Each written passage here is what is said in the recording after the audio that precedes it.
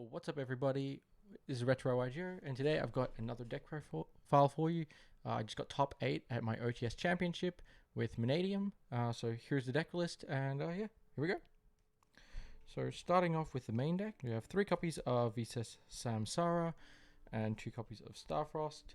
Starfrost is very easily searchable in the deck, and Samsara just allows you to get another extender if at any part your combo gets stuck where you have a Visas monster banished or grave. It's also pretty good follow-up and allows you to make a lot more combo lines. I'll show you guys some combos at the end where if you have this, you can end on a full board plus everything. So 2 Scarecrow Rykart. I didn't play 3 on its own. I just don't like it. You need it with something to really have an impact. On its own, it can still do a Baron plus SP Little Knight combo with another 4 cards in hand, but I'd much rather just have it as an extender, not just draw it solo by itself. 3 Reamheart, this is the best one to have because this is a 1-card combo, and if you have it with anything else, it ends on full board. And then 3 copies of Meek. It's a pretty simple, self-explanatory lineup for the main deck, for the core monsters. Just 14 of them there. And then for the spells, we have 3 Calarium, the best field spell, and then 2 Recphobia for the follow-up. The second one comes up for follow-up turn after turn 1, but you can generally side one out if you choose to.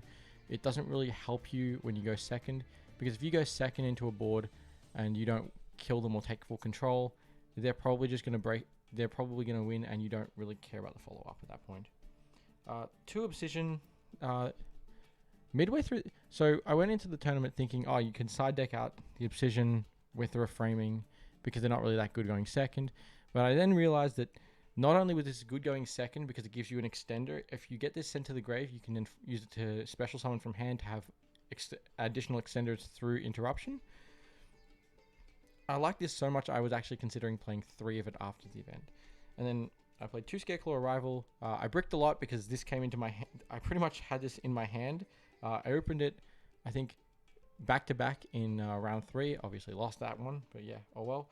And then 1 reframing. So the theory with this is you want to have this, even though it's really bad going second. If you have this going first, it just pretty much means you're not going to lose if you resolve full combo. I worked out that my opponent would have to have exactly Super Poly to beat me if I was going to be resolving full combo. So that was it for the main deck, the core. And then for the non-engine, I played 3 copies of Prosperity and 3 copies of Talents. These cards here overperformed. In fact, I would actually go as far to say that these are probably the best cards in my main deck.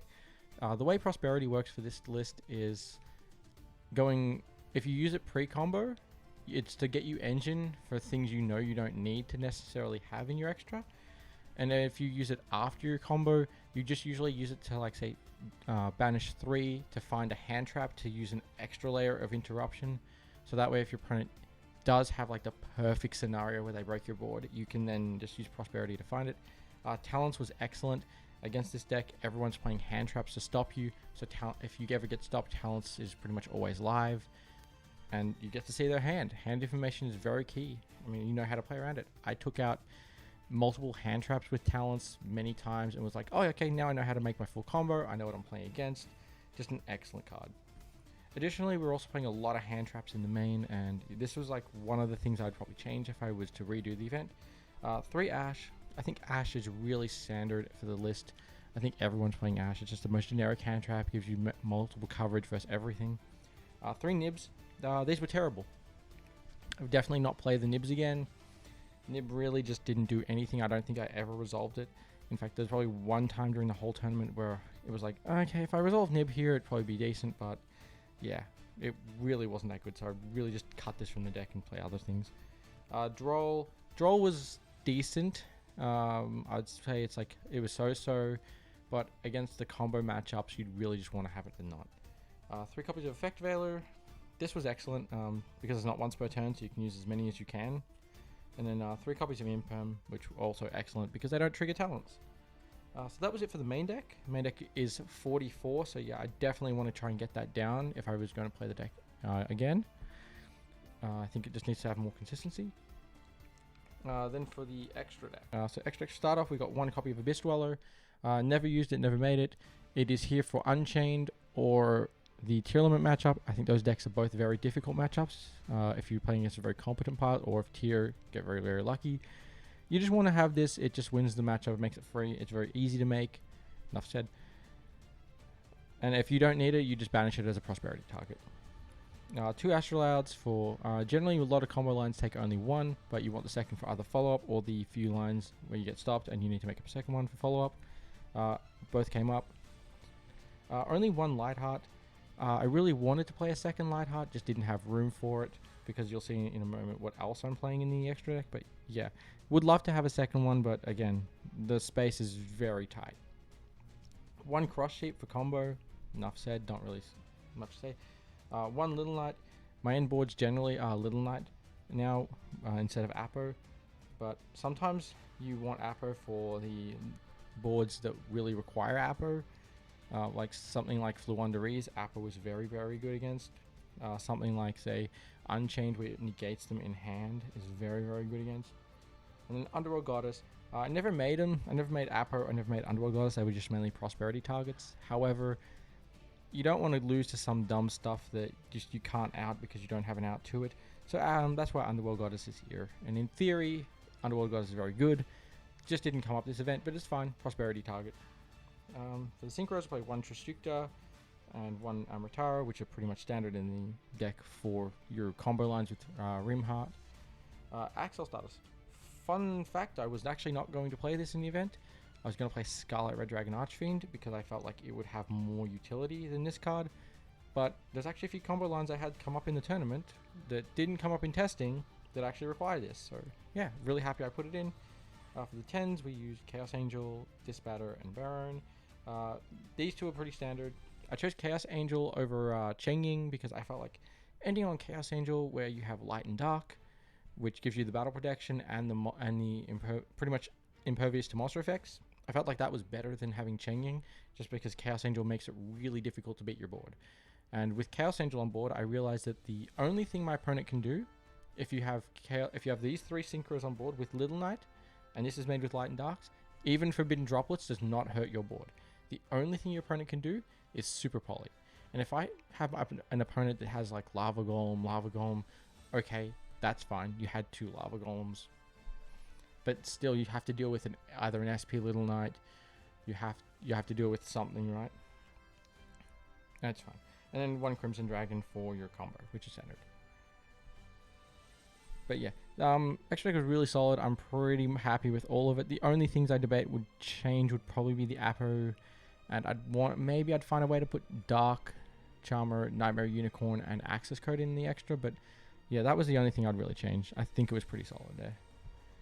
Then we have 3 copies of Shifter for the side. I realized that this deck can play through Shifter quite well, but Shifter against the tier limit matchup is like a free win, so that matchup can be very difficult otherwise, so just play these for that matchup. 3 Fenrirs and 1 Scarecash. This was some pack theory right here. Just siding this in because it's always engine, and when you go second, you're grinding with hand traps. So we just played these.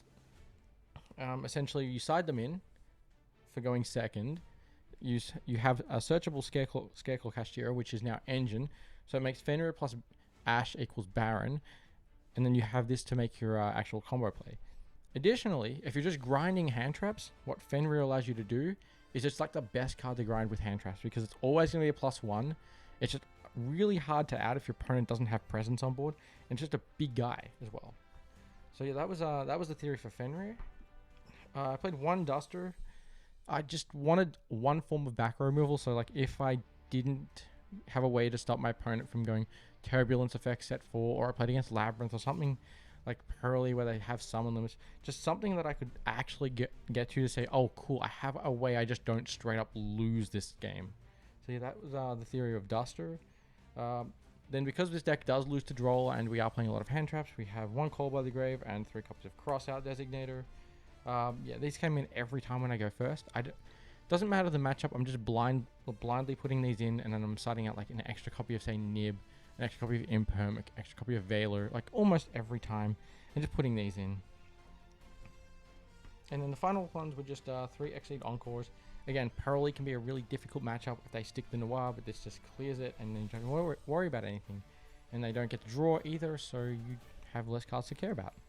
But yeah, changes I would make would probably be definitely finding a way to put Terraforming and Rhoda back into the main deck, and then probably cutting the nibs and making the deck something like 43. Yeah, that was pretty much it. Then we'll go to show you the combo now. Okay, guys, so the first thing I'm going to show you is Mannadium Reamheart, the 1-card combo line that you do. And then with 4 random cards in hand, it can be anything like hand traps or just more engine. But we're not going to care about that for now, we're just going to go with that. So we'll start off by summoning Reamheart to field. And we're going to use the effect to search out Mannadium Meek. So we're going to search out 1 copy of Meek. And then we're going to be able to special summon Meek because we control a monster with a stat line of 1500, 2100, or Visa Starfrost. So special summon Meek. We then synchro summon the Meek and the Reamheart together for a copy of our level 6 Mannadium Trisukta. We use Trisukta's effect to special summon back the Meek, and then we synchro summon these together for our copy of Visas Amritara. Now you might be wondering, why can we do that with a tuner, with 2 tuners? It's because you can use a light monster as a tuner for Visas Amritara. Now, when Visas Amritara is summoned, it'll search out a copy of one of Primeval Planet Calarium. So we'll search out the Calarium here because it searches any card that mentions Visa Starfrost. While on field, it also is counted as Visa Starfrost. So we'll link this off for a copy of Scareclaw Lightheart. In the extra monster zone, it gets its effect to search out a copy of Primitive Planet Recphobia. And then what we're going to do is we're going to activate the Recphobia first, and then we're going to search out a copy of our Scareclaw Rykart. We're then going to go special summon Rykart adjacent to the zone a Scareclaw monster points to, so we can special summon it from hand to search out 1 copy of Scareclaw Arrival. We're then going to activate the Calarium. We're going to activate the Calarium over the Recphobia, and we're going to use this to specifically search Visa Starfrost. We're then going to be able to use the Visa Starfrost in hand to destroy the Scareclaw Lightheart to special summon that out, because it's a monster that has a different attribute and type from Visa Starfrost. It's Dark and Beast Warrior versus Starfrost, which is Light and Warrior. In Grave, we're going to use Lightheart effect to special summon back because we control a Visa Starfrost. So we're then going to synchro these together, which is for 10 to make our Barone. Now, our opponent had the opportunity to Nibiru us, but if they did, it didn't really matter because we have the Scareclaw Arrival in hand, which means we could have brought everything back, and we would have been able to get to essentially the same spot. But for now, we're doing it in the theory of no interaction. We then activate Arrival, and it doesn't really matter what you target here, but we're just going to target Rykart for peace of mind. So we special summon that back. We then link these off for a copy of our Cross Sheep. And then what we're going to do is we are going to banish the Visa Starfrost Engrave and the Mannadium Reamheart. Banish those 2 to special summon out a copy of Vicious Astral out. Next we're going to use, so now on the summon we're going to activate Cross Ship effect to gain 700 of all the monsters on the field. The only one that's relevant is Barone, but then Cross Shape, because the rest of them are going to leave the field, but then we will be able to special summon with Cross Shape back our Mannadium Meek from Grave. Here we activate Barone effect to destroy the Meek by triggering the effect of Meek as Chainlink 1 to special another copy from deck, and Calarium effect as Chainlink 2 to special summon back from the graveyard, or special summon the one that was destroyed targeted. And then the one from deck we special out, this one is going to become level 4. Very relevant because we're going to link, synchro both of them off for a copy of Crimson Dragon.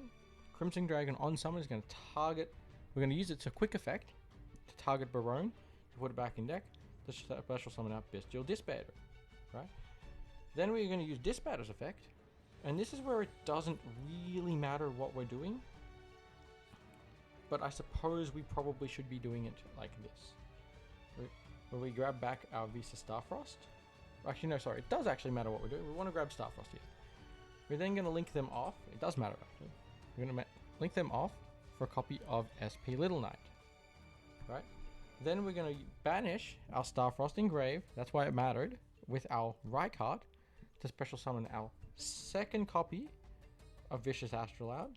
And then we're going to synchro both of these together for our copy of Chaos Angel, which is a dark. So it's going to have battle protection against everything. Now the other option you could do, it doesn't really matter, but if you wanted to, you could banish the first Astrolabe when you summon Little Knight, so that you can shuffle it back with Dispatter. So you can do it again. So that's the one card combo with Reamheart that ends on a Little Knight, a Chaos Angel made with Dark, a Bestial Dispatter, and a Barone. That's one card combo, plus you have 4 cards left in hand, so you could, in theory, have a lot more interaction. So that's like the main thing you want to know, and then it starts to get crazy. Like if you open Starfrost with everything, you can do like a full combo. So if you open Starfrost, or if you open Calarium, Reamheart, and then you either have Starfrost or Meek with it, you get a full combo. You get this whole combo through Droll and Lockbird. Otherwise, it can be a little tricky, but there are ways to play through Droll. I mean, we do have the talents as well, so yeah. But yeah, guys, that was the video. Hope you guys enjoy it. Let me know what you think down in the comment section below. I'm Retro Yugioh. I'll see you next time. Bye.